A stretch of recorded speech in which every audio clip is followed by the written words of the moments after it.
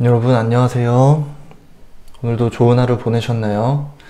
행복한 5월이 다가왔습니다.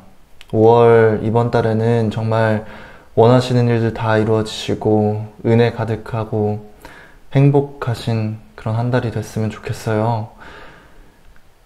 어제 이제 하루 바쁜 일과 마치시고 이제 기분 좋게 끝내야 되는데 괜히 제가 어제 제 멘탈을 잘 관리를 하지 못해서 여러분들이 기분 좋게 여러분들을 기분 좋게 해드리지 못한 것 같아가지고 좀 마음에 걸려요. 그래서 앞으로는 좀 더 이제 저 스스로도 관리를 잘 하도록 하겠습니다. 그리고 그런 모습 보여드려서 정말 죄송합니다. 잘못했습니다. 그리고 제가 성경 공부뿐만 아니라 정말 여러 가지 방면에서 생각도 짧고 아는 것도 많이 없고 이해력도 부족하고 그래요. 그래서 정말 다방면으로 좀 여러분들이 보시기에 의아한 발언들도 많이 하고 그런 얘기들도 많이 할 텐데 제가 좀 잘못된 상식이나 이해를 바탕으로 어떤 말을 한다 하면은 언제든지 조언해 주시고 전 항상 배우고 싶거든요. 배우고 발전하고 싶습니다. 그래서 항상 편하게 말씀 주시고 항상 가르쳐 주세요. 배워나가겠습니다. 그리고 어제 이제 요한복음 굉장히 중요한 책인데 어제 길게 다 읽어놓고 제가 끝에 가서 조금 좀 흔들리는 모습을 보여드리고 해서 그 동영상을 내렸는데요. 정말 죄송하지만 요한복음을 다시 16장부터 좀 속독 느낌으로 빨리 읽는 시간을 가지도록 하겠습니다.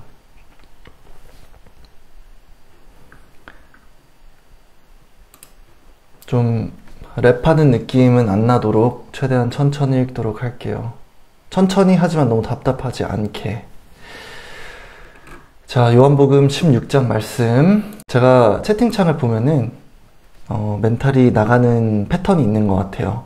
그래서 최소한 이 목적 의식이 시 16장부터 21장까지 빠르게 읽는 게 목적이기 때문에 일단 빨리 읽어보도록 하겠습니다. 저는 그렇게 생각을 합니다. 저의 해석이 아마 또 틀리고 부족할 수 있어요. 저는 고작 성경을 제대로 공부한 지 얼마 안 됐기 때문에. 하지만 저는 그냥 지금은 그렇게 해석이 되는 것 같아요. 혹시나 틀렸다면은 여러분께서 저를 고쳐주시고 아니면 뭐 다르게 생각을 하시거나 뭐 이런 점을 고려했으면 좋겠다 하시면은 적어주시면 감사하겠습니다. 자, 18장 예수님이 체포하심. 그리고 일단은 21장까지 다 읽기 전까지는 열심히 일단 채팅창은 안 보고 읽고 해석하고 제 생각을 공유하는 데 좀 더 집중을 해보도록 할게요. 그리고 정말 어제 방송이 끝나고 느꼈는데 어떤 분께서 진짜로 뭐 사탄이 임한 거 아니냐, 사탄이 계속 저를 괴롭히는 것 같다 이런 식으로 말씀하셨는데 정말 그런 것 같아요. 요한복음 같이 중요한 책을 끝냄에 있어서 참 어제 여러 가지로 심적으로 힘들었는데 또 오늘은 잠깐 좀 뛰고 오니까 많이 정신 상태가 괜찮아졌습니다. 그래서 앞으로도 이번에 병원에 있다가 나온 이후로 솔직히 진짜 죽다 살아나가지고 몸 관리를 좀 제대로 했어야 됐는데 그런 거에 있어서 굉장히 안일했던 게 있어요. 그래서 그런 부분에 대해서 회개를 하고 그리고 또 유혹을 이겨내고 정신건강을 잘 좋게 유지하는 데 있어서 육체적인 건강도 굉장히 중요하잖아요. 그래서 그 모든 부분들을 잘 앞으로 관리해 나가도록 하겠습니다. 18장 말씀. 예수님 바야바는 유대인들에게 한 사람이 죽어 온 백성을 살리는 것이 더 유익하다고 조언해준 사람이었다 라고 나온 부분이 항상 마음에 와닿아요. 왜냐면은 저희 가족들 이제 특정하게 말하면은 저희 할아버지죠. 할아버지가 어떻게 보면은 학살을 하시고 나서 한다고 한 변명이 뭐 국익을 위해서다, 나라의 뭐 안보를 위해서다 이런 말씀을 하셨는데 그게 저는 변명이라고밖에 생각이 안 드는 이유가, 그러니까 물론 인간은 여러 가지 생각을 할 수 있는 동물이죠. 감정도 동시에 여러 가지를 느낄 수 있는 동물이고 하지만 결국은 사탄한테 지셨다? 결국은 사탄한테 졌고 그 이후의 행보를 보면 알 수 있듯이 결국은 비자금을 말도 안 되게 챙기셨잖아요.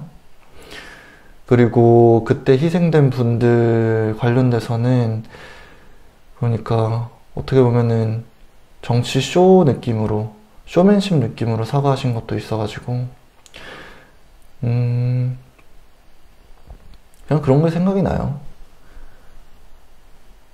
그렇게 할아버지께서 권력과 부와 이런 것들을 위해서 의로움을 저버리셨듯이 이 대제사장들도 마찬가지였다고 생각을 해요.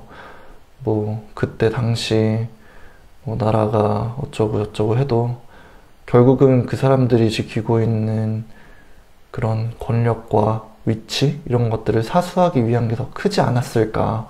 왜냐면 예수님의 존재가 그런 것들을, 예수님을 방관하게 된다면 결국은 권력이 의미가 없어지는 때가 올 거니까 그런 생각을 합니다. 빌라도 앞에 선 예수님. 여러분 잠시만요.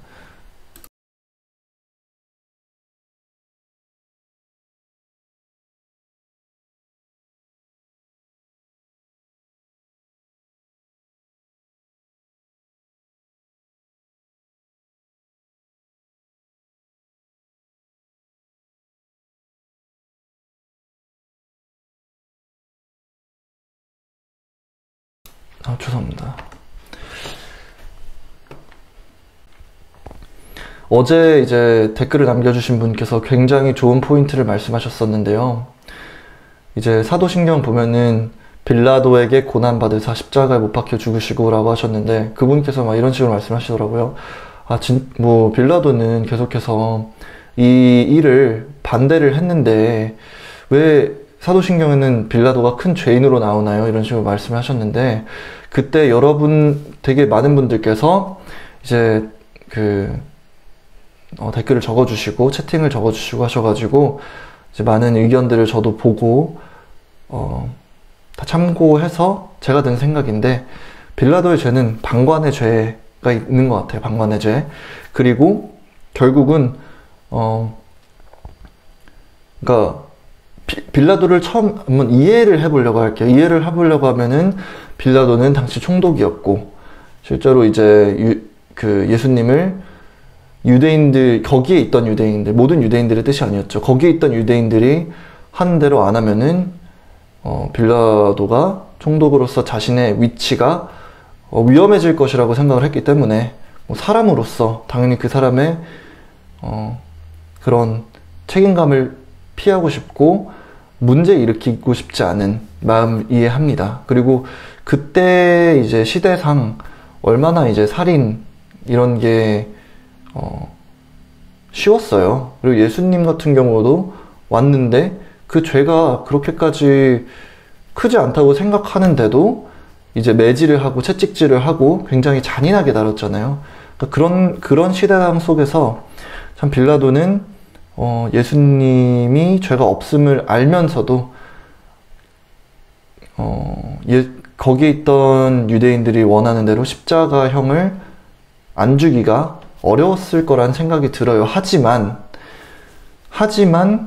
그렇다고 빌라도가 죄가 없느냐, 이건 또 생각해 볼 만한 문제죠. 왜냐면은 빌라도는 알고 있었어요. 예수님은 죄가 없다는 거를. 그래서 빌라도는 죄가 없는데도 결국은 총독으로서의 위치에서 예수님을 살려줄 수 있었음에도 불구하고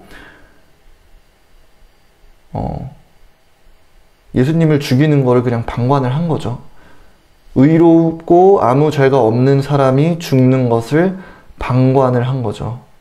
그게 죄인 거죠. 그리고 그 사람이 아무리 그 위에서 만약에 빌라도가 예수님을 살려주었을 경우에 빌라도의 위치, 뭐 안전 이런 게 위협을 받는다고 했어도 진짜 죄 없는 사람을 죽이는 건 잘못된 거잖아요. 그러면 그 위치에 있는 사람이 조금의 리스크는 걸고 위험성을 조금 부담을 하고 의로움의 길에, 빛의 길에 섰어야 되는데 그러지 못한 게 죄죠.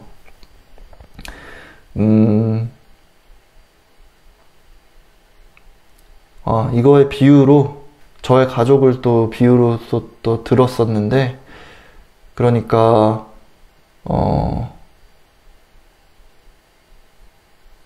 저희 이제 할아버지와 그 군 수뇌부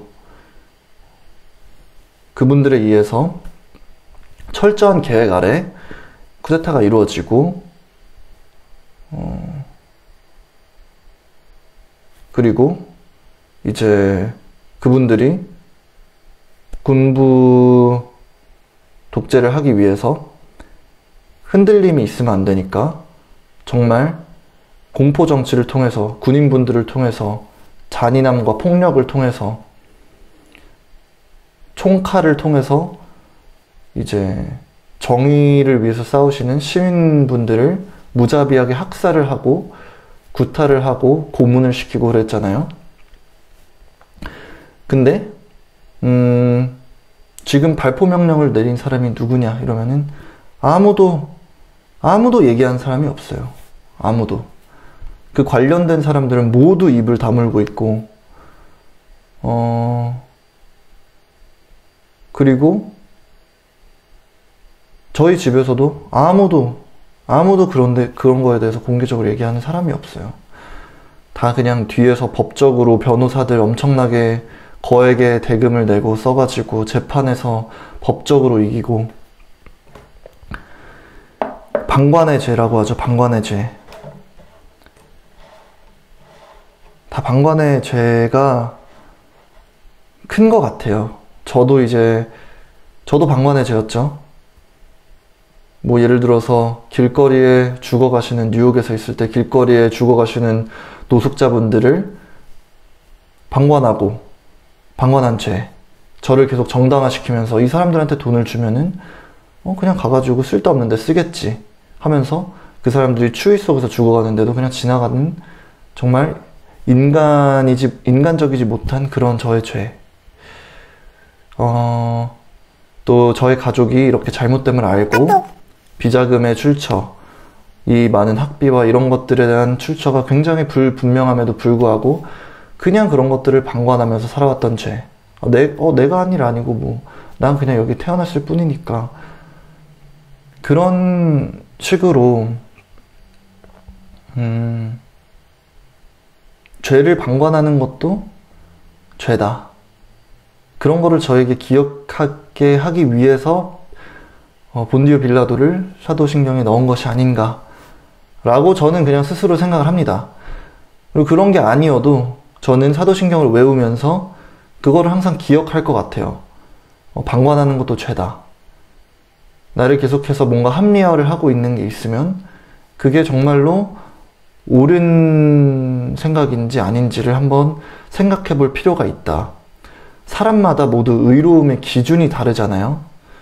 저한테 오른쪽은 뭐 남쪽 방향이 될 수 있지만, 뭐 이쪽으로 이제 앉아 계신 분한테 오른쪽은 뭐 다른, 아예 뭐 서쪽 방향을 가리키고 있을 수도 있고, 제가 어디에 앉아 있는지에 따라 가지고 저의 기준이 계속 바뀌듯이 의로움의 기준도 사람마다